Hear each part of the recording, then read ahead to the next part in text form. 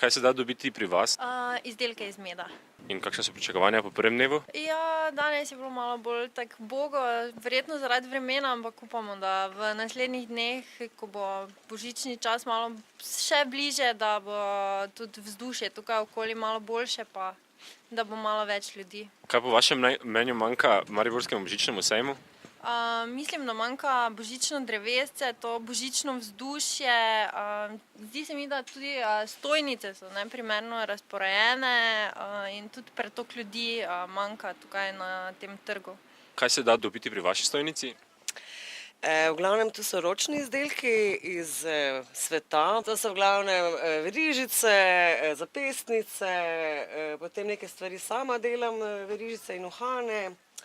Potem imamo rute, klobuke in pač take.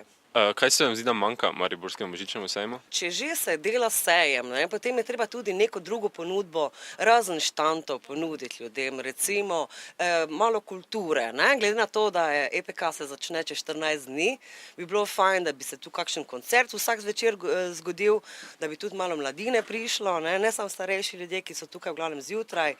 Ulica je strašno pusta, glede na to, da so sicer lepe lučke in vse je lepo okrašeno, je pa mrtvo. Fajn bi bilo, da se bi tudi malo nekaj dogajalo, da bi to bilo malo en živ žav, da bi bilo tu za otroke, pa za starejše, pa za mlajše nekaj, mislim, srednjih let.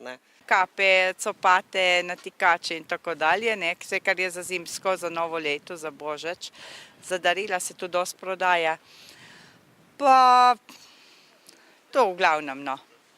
Kaj menite, da manjka mariborskemu božičnemu sejmu? Mogoče, da bi bili malo več ta hišic postavljene, pa da bi bilo malo več ljudi.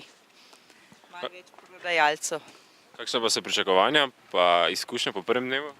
Po prvem dnevu upam, da bo dobro, da bo zalaufalo, Tako je, kaj smo. Upajmo na najboljše, pol pa kar bo.